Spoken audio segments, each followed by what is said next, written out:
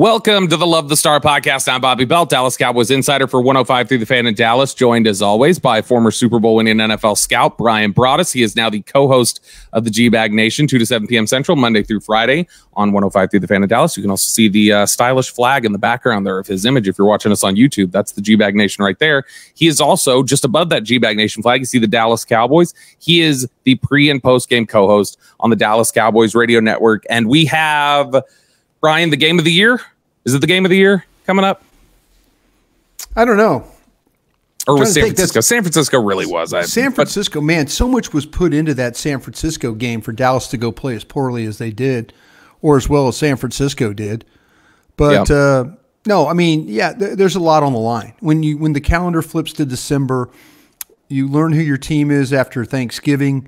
You have an idea of what you need to do. Mike McCarthy's goal is to try and find a way to get to 11 wins. He needs this one for 10 and then get to 11, and then you start to figure out where you are in playoff positioning at that point.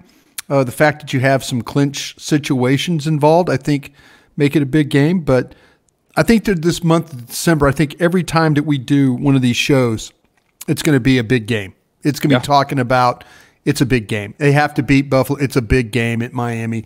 Man, I'll tell you what, playoff positioning against Detroit, you got to find a way. I think this month of December is going to be really big for, not only for the Cowboys, but for the whole National Football League. I think this is a great time of the year as we make this push towards, with the college football season over, it now becomes the center focus of really everybody's attention when it comes to football. So excited to be a part of it, though. I do. I love this time of year. I loved it when I worked in the personnel department. I thought you hated the season. I thought the season stressed you out too much. The season stresses you out. I always said this, Bobby, this would be a great job if you didn't have to play the games. Yeah. But if you're in the mix of it. Now, there's been some times those the Dave Campo years when we were 5-11 every year, I was so ready for it to be over.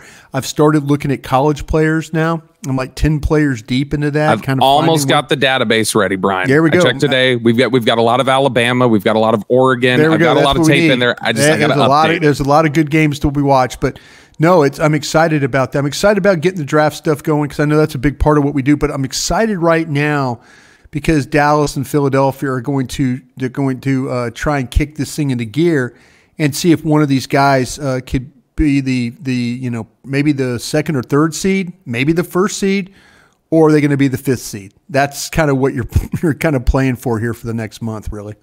I know years ago, Scott McLuhan, a guy that you are very familiar with, Scott had said that when he's evaluating a player coming out, that he'd say minimum 3 games.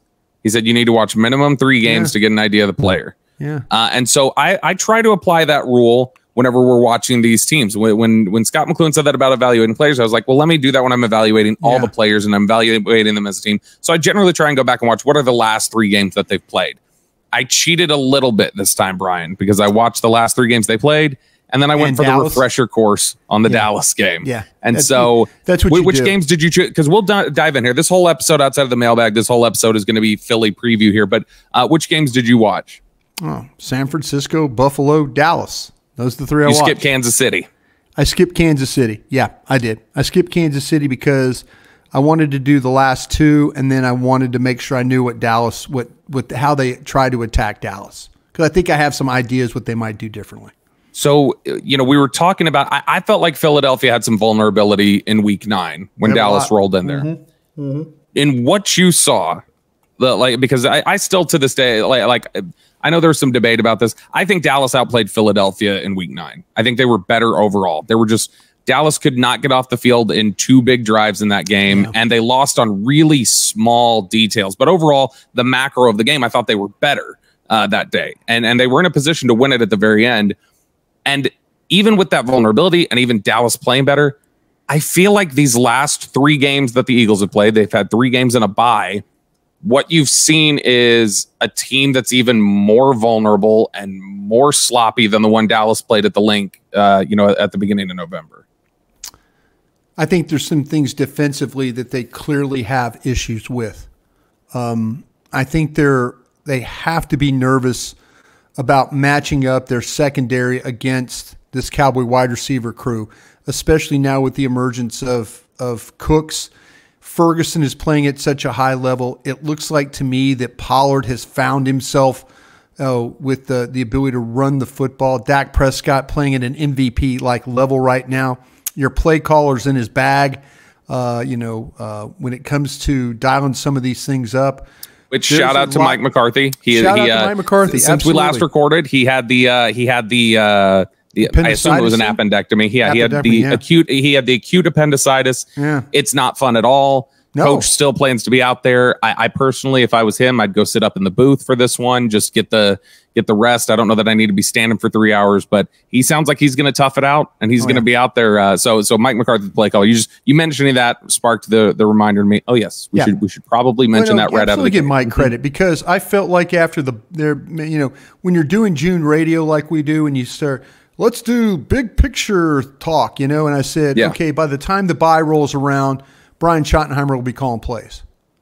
I will say this. Almost. I don't think I'm wrong. And I'll tell you why. And folks, don't go after me for this one. But I think Brian Schottenheimer and others stepped in and said, Mike, we need to think about this. I think players stepped in. Mike always likes to talk about this across the room thing that they do. Yep. And I guarantee you, Dan Quinn, maybe Joe Witt, maybe some of those guys said, "Guy, you guys are pretty easy to defend if all you're going to do is run slants. If that's going to be your offense, you're pretty easy to defend." So it might not be Brian Schottenheimer calling plays, but I guarantee you there was some conversations with Brian Schottenheimer, with Lunda Wells, with Robert Prince. I'm sure that all these guys stood up at the grease board and said, all right, write something down you think that we're not very good at. And they started writing. And they took their left side and their right side, and they said, wow, we need to do something completely different, because Dak Prescott, before all this changes, air yards, he was near the bottom of the league when it came to downfield throws. It was him and Anthony Richardson, basically. Anthony Richardson with both at the very bottom, the rookie, that one day will be super talented, I'm sure. But that's not good for an 8-year guy to be at the bottom of that list. It's just not. Not unless you're one of those quarterbacks that are washed up like the Joe Flacco guys that are playing right now, or somebody like that. Yep. But, it was Mike McCarthy. I will give him credit. There's a lot of things that I do not like about Mike McCarthy. But the one thing I do appreciate is he keeps his team healthy and he's willing to listen. And I think that not having all the answers sometimes for a coach is a good thing, because it forces you to listen to others and say, you know what, you're right. We need better combinations on the outside. We need to get our slot more involved. We need to move our tight end around. We need more pre-snap motion. We need more at the ball snap motion. We need to create a screen package. We need to, all these things. There were things, Bobby, though, that we saw in training camp that kind of gave us hope that they were going to be like that. And then the season started and it was like, let's not make Dak turn the ball over. That's what I think it became. And it was the heavy thumb of let's not turn the ball over. And then all of a sudden, because there's throws that Dak Prescott have made here recently that have been turnover throws in the past. Turnover throws. Yeah, he's just buzzing it by the ear of guys. Yeah, throwing it past a guy in the slot, in the hole, reading the right thing, running the ball himself. They made a decision. And Mike McCarthy, tip of the cap to you. I've called you lazy. I've called you a lot of things. I've called you a lot of things that weren't very nice. But I will say some nice things about you now, because I believe in being fair.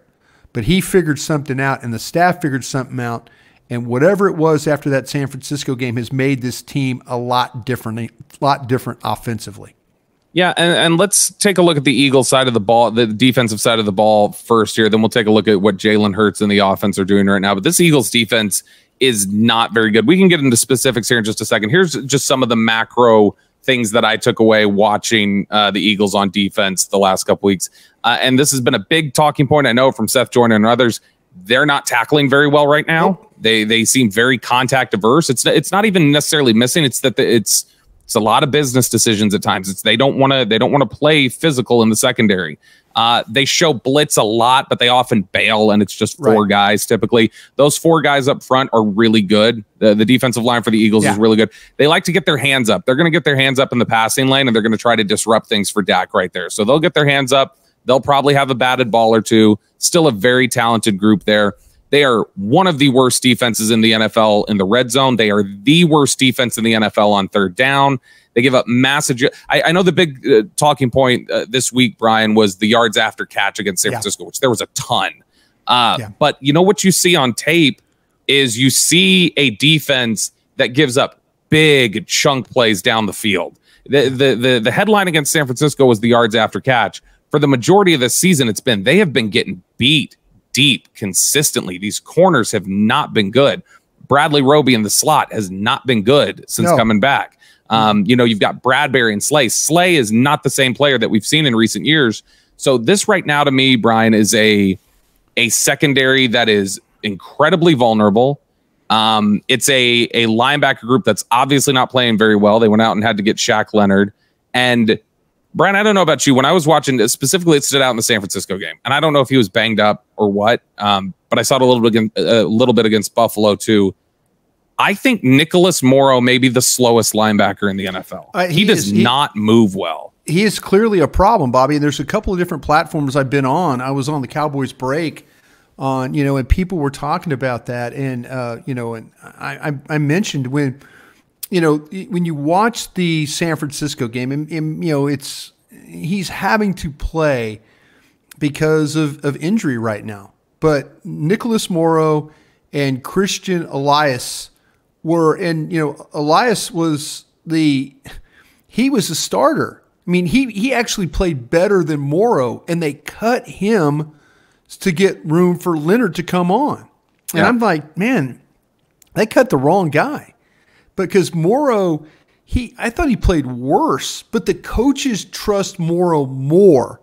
So, that's the thing with Morrow is he just can't move. He can't, and he gets fooled. And you see people get behind him, and you see people, and they mess with him. His reads, it's almost like he's playing in a revolving door that he can't get out. He just keeps getting knocked into the door, that kind of thing. But he's got a little bit of that. Always looks like he's running in mud. That's just the way that he moves. And what's interesting is that's one of the things that you heard coming out of the Cowboys a little bit. They wanted Shaq Leonard, but one of the things they were eyes wide open about with Shaq Leonard was they said he doesn't move like he used to. Like he's a little tighter. He's not going to have the same sort of movement skills, and that's something that that could be a rough pairing if you've got Shaq Leonard and Nicholas Morrow on the field at a given point during this game. If Shaq Leonard's able to go and be active.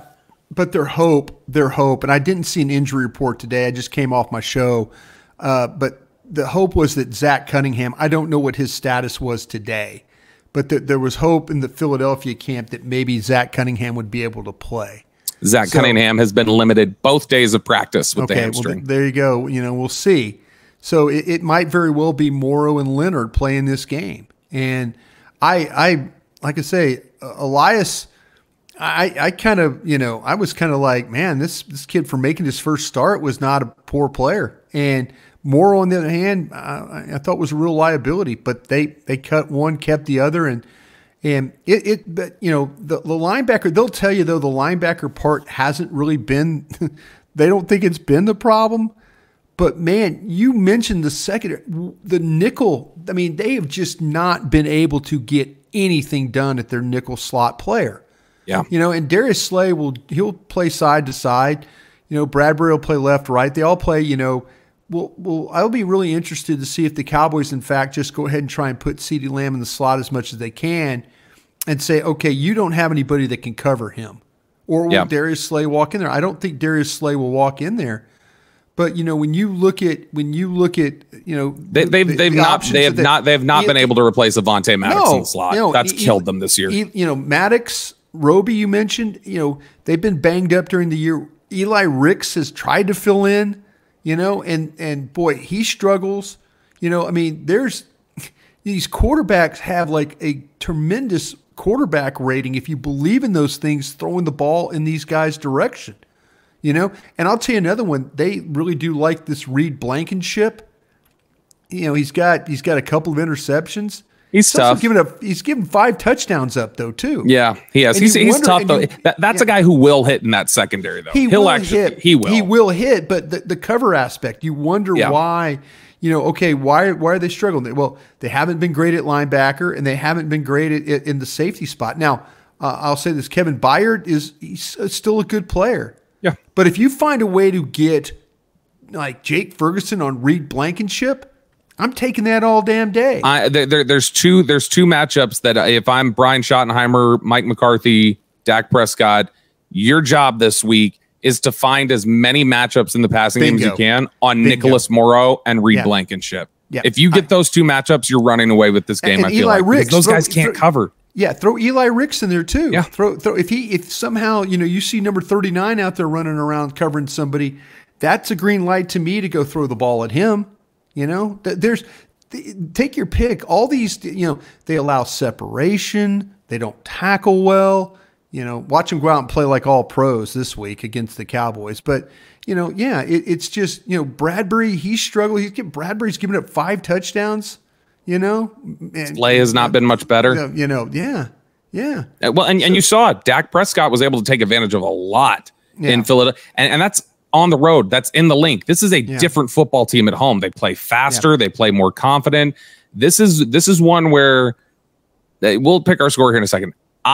Brian, personally don't see the streak of 40 points ending this week at home. I think they do it again this week. You know, and I said that Bradbury given 5. He's given up 7 touchdowns. Bradbury has. You were trying to do him a solid. I get it. I was trying, but yeah, I mean, I go back and look at my notes. Yeah, I mean, he's given up 7 touchdowns. See, that's what I'm saying. The way that Dak, this game, Bobby, and we're going to talk about it. When we flip this thing over, this game for the Cowboys is really going to come down on offense. How well Terrence Steele plays at right tackle. That's where I think it's going to hinge. Now, do you help him? You know, we grade these offensive linemen. We watch the plays. They play 70 plays. If they have 3 bad plays, they've had a really good day. If they've had 6 bad plays, they've had probably a really bad day. You know, and they don't need Terrence Steele to have a bad day. He had a bad day. He had a bad day last time these 2 teams played. You know, you can't put Reddick and Graham and Sweat. And by the way, did you notice that Hassan Reddick played a little right end in that game against San Francisco? And I wonder. I also noticed him getting super aggressive and getting fooled by misdirection on a couple different points. Oh no, that's his gig. That's his gig. But, you know, in this 49ers were having some success running the ball on the perimeter to their left, which would be the Philadelphia right, and they put Reddick over there on the right side. I just wonder if they're going into this game thinking that they're going to get a lot of double team from Reddick. Because if you're Reddick and you're rushing Trent Williams said Trent Green. Yeah, not Trent Williams Green over there. You know, that's not good. Yeah, that's not good. You know, you're going to give up. You're going to give up. You know, that's a loss. That's a loss for you. You're not getting anything out of that. You know, you should be rushing on the other side. You know, working against that crew. But I bet you the Eagles feel like in this game they are going to get something different blocking scheme wise to help Steele. And I'm not saying it's double team every single time or chip every single time. But I would be, if I'm the Eagles, I would prepare for him to either be spaced wider or chipped or in line blocked and spaced. You know, I just don't see them letting Steele one-on-one the whole entire game against this guy. I would be surprised. I really would be surprised. This is after what happened last time. This is a pretty lopsided matchup, I feel like, in terms of just the way Dallas is passing the ball, the way that Philly's defending the pass right now. Yeah. I will say this, Brian, and we're going to flip over to the offensive side of the ball here in just a second, but you really need Seattle. If you win this game, you really need Seattle to do you a favor and beat the Eagles in Seattle next week. man, after seeing what Seattle did to Dallas's secondary and seeing how Philly is covered, I think Seattle can give Philly some problems next week too. Well, I tell you what, if you start to talk about the wide receivers and which crew of the two have had the better, Seattle's 3 wide receivers are better than right now. Seattle's got 3 and Philadelphia, I think, has 2. I worry a lot about Smith. I know people talk about Brown, but man, I worry a lot about Smith. They handled AJ Brown pretty well in the last game. Yeah, Devontae Smith scored a really impressive touchdown in that game.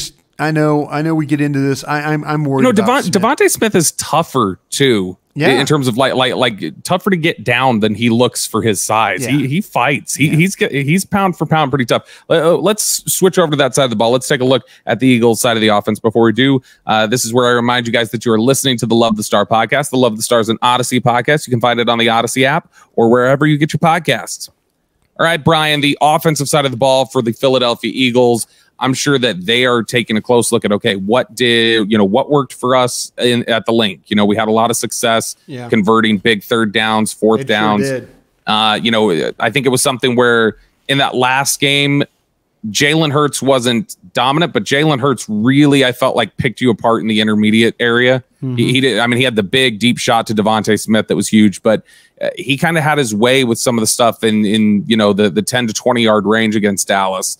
And they're probably taking a close look at, okay, what all did Seattle do? What did Geno Smith have success with? Now, you're not going to be able to replicate everything because a lot of that in that game was Geno Smith was playing out of his mind in that first half and was throwing, darts in that game. And so, but there's stuff I'm sure that Philadelphia is going to say, hey, we can do this. We can attack this way. I'm sure Philadelphia is looking at it right now saying, let's take advantage of this safety play that Dallas has right now, which is not very good. Yeah, let's try to hit some stuff here. People will come after you if you start complaining about the safeties on this team. That's all right. I can take it. Now, here's the interesting thing, Brian.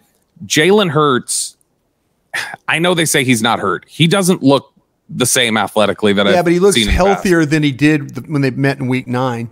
To me, he does. He now maybe it was the elements. Maybe it was the elements. Want to run? Well, and here's the thing. Watch him run. Yeah. Have you seen? It just looks more. It's like the same conversation we had with Dak the year after the surgery, where it was like he looked like he was lumbering a little bit. There's a little bit of that with Jalen Hurts. He doesn't look as dynamic running the ball this year or even scrambling. But here's what's interesting to me, and we talked to Ross Tucker on 105 Through the Fan on Thursday morning, and Ross had said, and this is one of the things that really struck me watching their tape, Jalen doesn't look like he trusts what he's seeing right now. Sure. And I don't know how many times, Brian, it feels like every other throw. Have you noticed Hurts double clutching? Almost every other throw, it feels like he's just kind of hesitant and then, lets it go. He doesn't feel totally confident what he's seeing. You're seeing him roll out a lot, throw the ball out of bounds, just kind of chuck it up, deep. That's been a lot of what he's done the last 4 weeks. Jalen Hurts, it feels like, is a little more limited athletically than he's been in the past, like with his legs. So he's not able to take advantage of that. But a lot of these teams, San Francisco did it. You're just, okay, it's a little bit like the Dak Prescott attack that he had to go through in the second half of 21, where teams said, all right, we're going to rush 4 and we're going to make you beat 7. And let's see if you can beat these shells and everything. And Dak had a lot of trouble with it at the time. And you remember we were talking at the time, like, what is it that Dak's going to, is this just the game plan to stop Dak at this point? And so if you're going to rush 4, you can drop those guys and Hurts isn't willing to run. That makes it really tough to throw the ball. Yeah, if he's not willing to run, but watch him in this game be willing to run. The thing is, I've said this on That's the nervous scout in you. Yeah, this is but this is what I've said on a couple different platforms. And I know somebody brought it up because Marcus Spears said the same thing on his NFL Live show.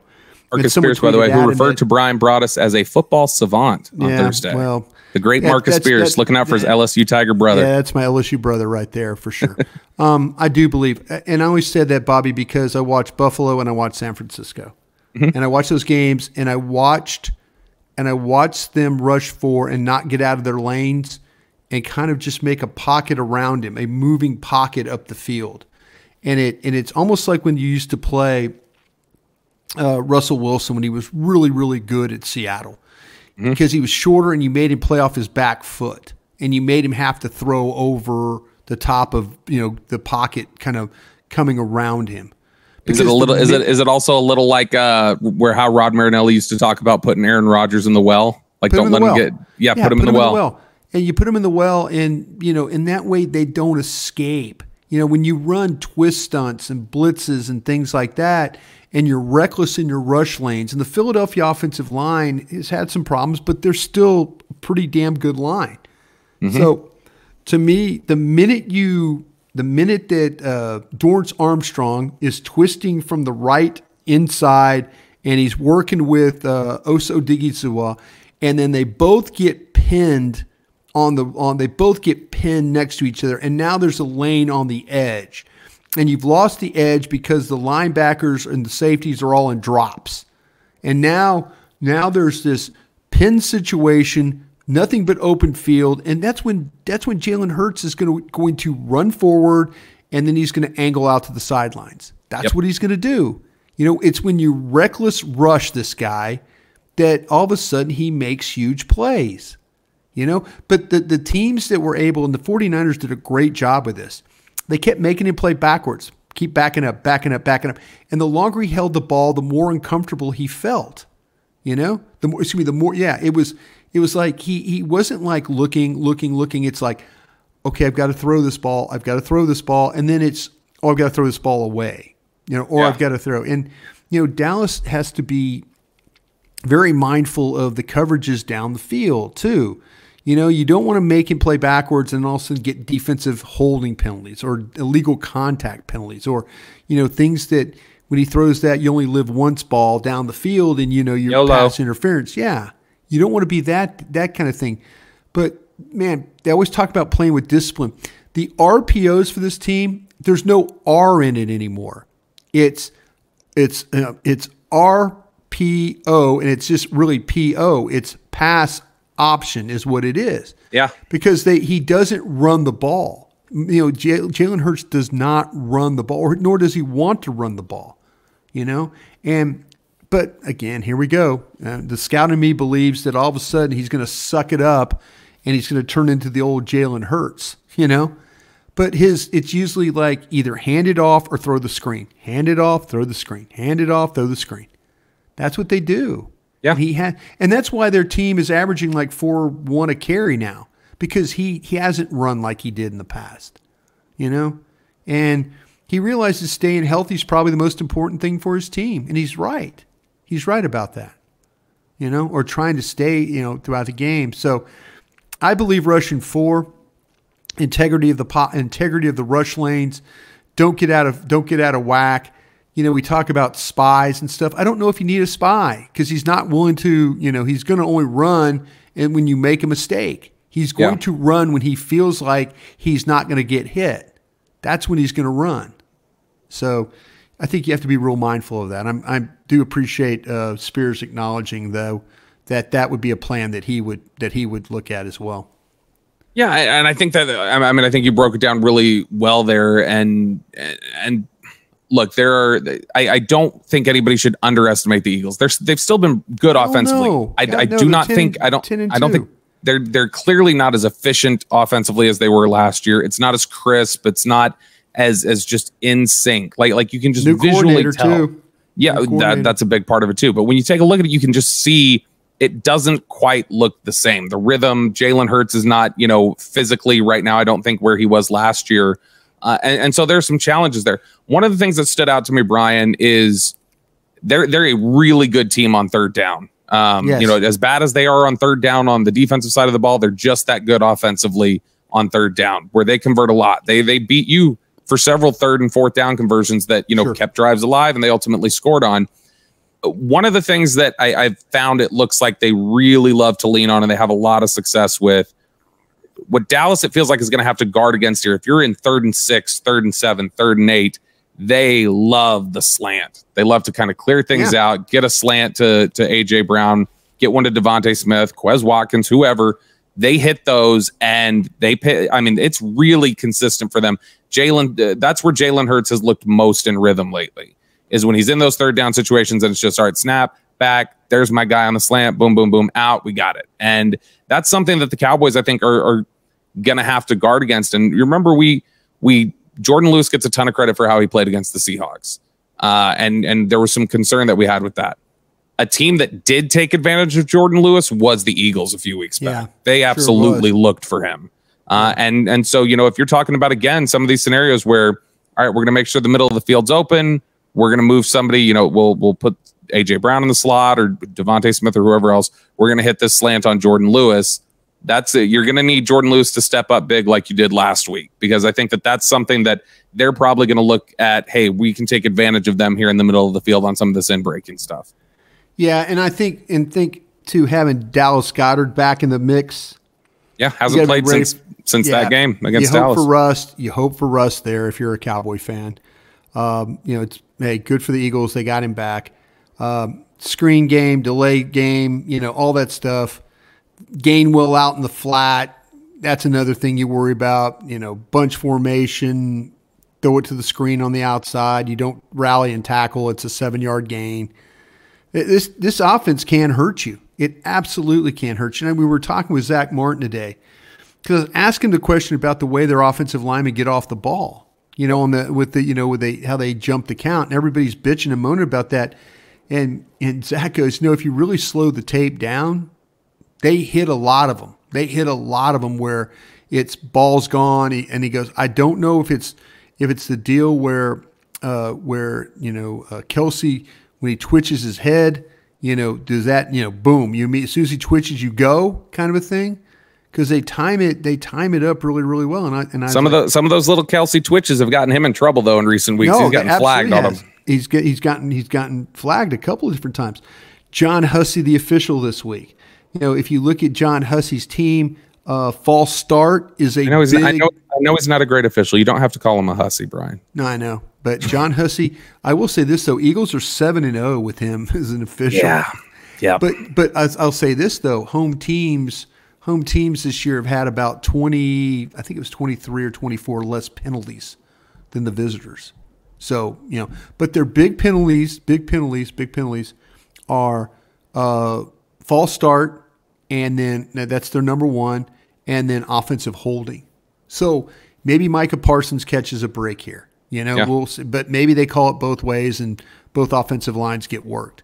But if you got a guy, like I say, when you start to talk about if they're calling false starts, they have to watch that film, or they have to know that Philadelphia will jump the starts. And it'll be a little bit more difficult for them to jump the starts on the road with the crowd noise.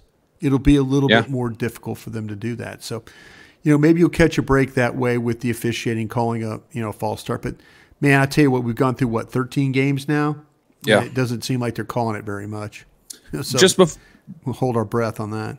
Just before we get your score pick here, when you look at what Philadelphia can do on offense, what scares you the most about how they can attack the Cowboys in this game? What is it that you say, man, if they lose this game, we're probably talking about they did this on offense? It's the chunk plays.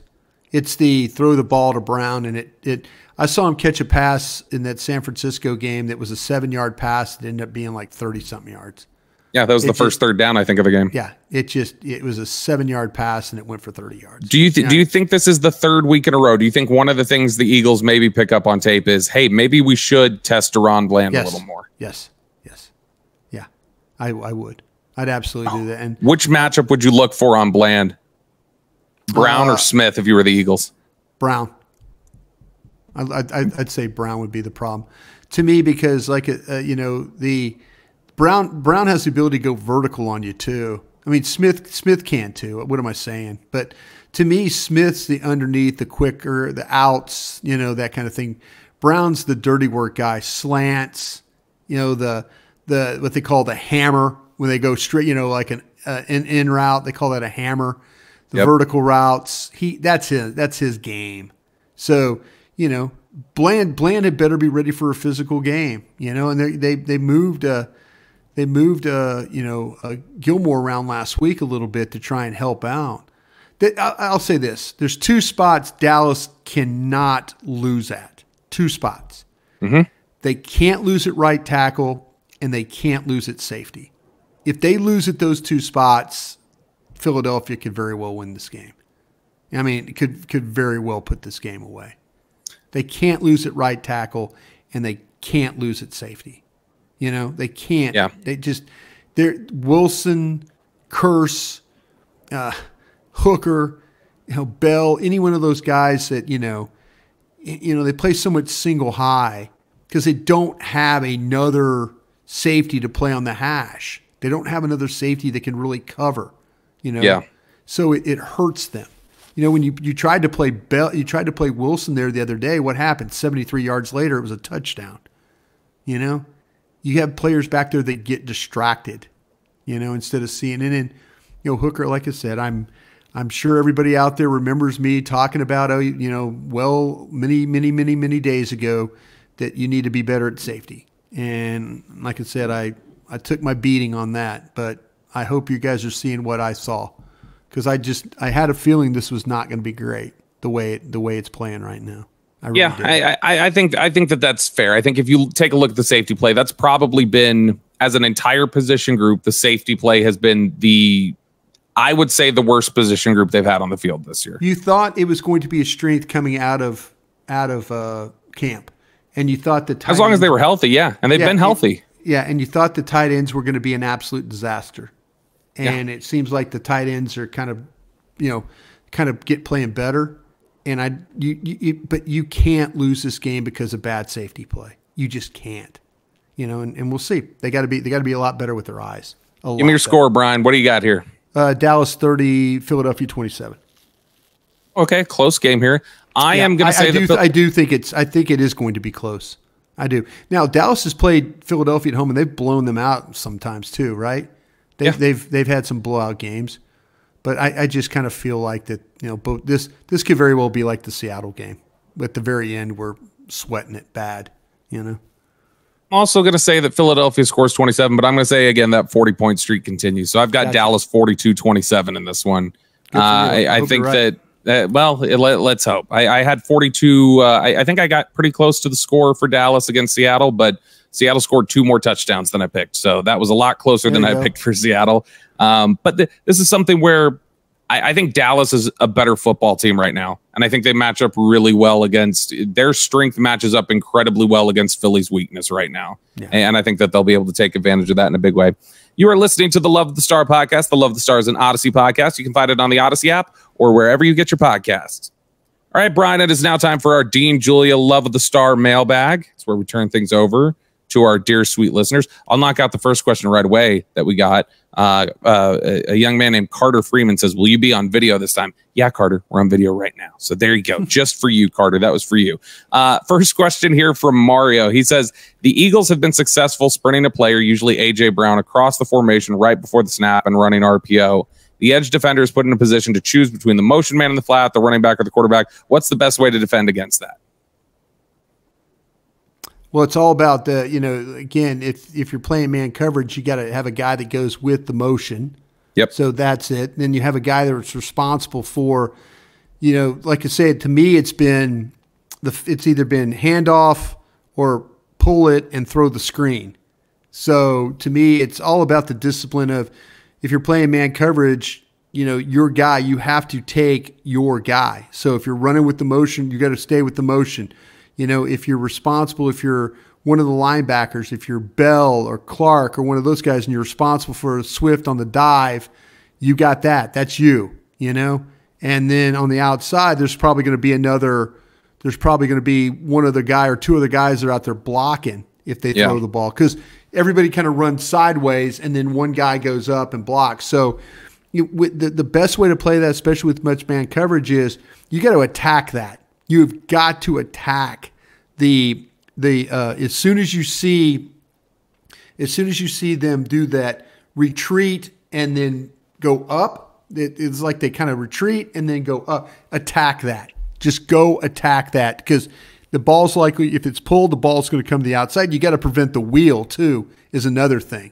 You know, maybe an inside, a pick, and then the motion guy wheel behind that. So you got to be ready, but you got to attack that. As soon as you see those guys retreat, you got to go after it. And then it comes down to the linebackers being able to handle. One linebacker handles the ball. The other linebacker likely handles the quarterback where he, if he pulls. Yeah, Hurts ain't going to pull much. I mean, you got to be. We've got maybe crash a hammy. ends. You got to play disciplined. You got to stay. You know, I watched. Was it Duke or Notre Dame? It was a college game, and there was. I think it might have been Duke, where there was a slant and then a replace, and replace. You know, there's ways to the way to do it. I mean, slant inside charge takes the quarterback. Replace over the top then becomes the guy that takes the pull, the pull, or or if it's handed off, it's the slant guy. If it's the pull, it's the over the top guy. Yeah, and see, this sounds like a cop out a little bit. No. That's good. That's exactly what we were looking for. It sounds like a cop out, but essentially what it comes down to is defensive schemes have rules in place. Like, okay, hey, when this happens, you do the like there are tons of rules and things in place on defensive schemes that say, hey, when you see this, your job is to do this. You keys. Do this. Yeah, they have these keys, and they've got the response to all of those things that you brought up there about what if it's this, what if it's this, what if it's this. So they've got the answer for that. It's just a matter of how fast do you see it, and do you read it the right way, and are you disciplined? So as much of a cop out as it sounds like, they've got the answer for it already. It's just a matter of, are the guys playing disciplined on defense? Are your guys on defense playing disciplined and seeing it quickly and reacting to it the right way? The problem with Dallas is when they're bad on run defense, it's usually bad fits. Yep. Bad fits or guys trying to play hero ball, jumping around blocks, leaving gaps. Taking the wrong gap, yeah. Yeah, guy jumps around a block, guy gets cut off from the play, and now you got a two gap hole for somebody to have to run through. Yeah. It's tough. Next question here from Aaron. He says, when Brian says that Jason Kelce cuts the defense in half, what does that mean? Yeah, appreciate the question there. And it used to be Travis Frederick would do the same thing. When he is uncovered, his ability to step play side, say the ball's going outside zone to the right. Okay, he steps to his right. He snaps, steps to his right. They get a backside scoop block or a cutoff block. They get a backside, that block. And now Kelce goes up onto the linebacker. And so what happens is you got the backside scoop that's taken care of. Now you got the center up, play side. And if a guy comes his way, he takes that guy. But if the guy goes away, if he sees his foot go away, he goes up on the second level. So now you've got backside cutoff, center up on linebacker. Now you've cut the defense in half. Now everything is flowing, and now the back reads the center's block. He presses front side to the right. He sees all of a sudden now the defense is cut in half. The left side of the defense is cut in half. There's nobody in position. So the ball just goes right behind the guard, the tackle guard, and then the center. And the center, when Kelce gets out, he gets that final block, and that keeps the defense, and it cuts it in half, where the ball can go right up in behind him. See, look at that. That's what you come to love with the Star Force. Brian's breakdowns like that, and like you said, that's something that Cowboys fans, if they probably saw it, if it's like, hey, here's some examples of it, it would, like you say, it register of like, I saw Travis Frederick do that a million times. Like Travis Frederick was one of the best. I mean, him and Kelce and these guys, when they could step front side and all of a sudden they see the shoe of the defender go away, and now they're up. Now they're up on linebacker, and we've seen it plenty of time with Zeke. He press and then cut, press, cut, press, cut.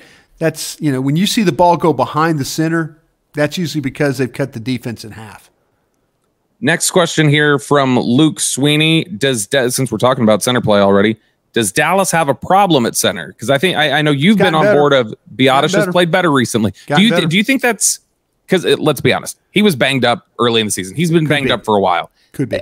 It could be that he's just kind of. There was a mic'd up segment this week. I don't know if you saw it, where Dak had, he's like, "All right, guys, come on, I'm with you." And Biotish, kind of like you can tell Dak is reacting to.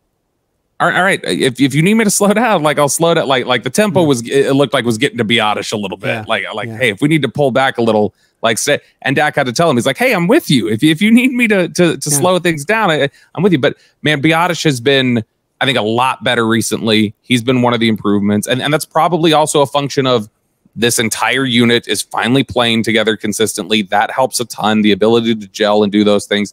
But Biotis is playing better. I think he looks healthier lately. And one of the things that I don't want to trade away from Biotis for another center, like just whoever it would be, he plays with an edge. He's one of your bullies who really helps set the tone. It is very important in that building, and has been in the Garrett days, still is in the McCarthy regime. They like tone setters. Like, I mean, they'll I don't want to say as much as they'll trade some ability for it, but it is absolutely a trait that they like. They like the guys who have the edge. One of the things that consistently, from Garrett to McCarthy, when you used to hear them talk about Ezekiel Elliott, they said, I was talking to a coach on staff one time, and he said, you have no idea what it does for those guys on that side of the ball when they see Zeke doling out punishment. Yeah. Like, you have no idea what it takes out of that other team, and you have no idea how it elevates and kind of juices our guys up. And so, different position, obviously, but I think Biotis gives them a little bit of that juice. I think that edge that he has helps everybody kind of lock in a little bit. Man, they have drawn the short straw all year long to having to deal with these defensive tackles. It's been tough. Had a game. You've been getting Donald, Dexter Lawrence. Yeah, they haven't had a game where they haven't had to deal with some inside monsters. And this will be a big one this week because Philadelphia will push the middle of the pocket. That's how they get pressure. They'll push and hope that their edges can get it home and squeeze. But they're going to, Biotis, Smith, Martin, they're going to have to play some power football this weekend for this game because, whether it all these Philly defenders inside, all these tackles are big guys that can push big time. Yeah, they've had quite a run, like you mentioned. I mean, you've taken on pretty much every single good defensive tackle that the NFL has to offer you. If there's been a gauntlet there, you've gotten Dexter Lawrence, you've gotten Daron Payne, you've gotten Aaron Donald. Like, it's just been never ending. And then you get this week again, Jordan Davis and Jalen Carter, the two Georgia kids. That does it for us here today on the Love of the Star podcast. Thanks so much for listening. We appreciate you guys so much. For Brian Broaddus, I'm Bobby Belt. We will talk to you guys again later. Hey, thanks for watching. If you enjoyed this video, please don't forget to give it a thumbs up and subscribe to our channel for more content like this. If you want to see more of our videos, be sure to check out our playlist and let us know what you think in the comments below. Also, don't forget to follow us on social media to stay up to date on our latest updates. Links are in the description. Thanks again for watching, and we'll see you in the next video.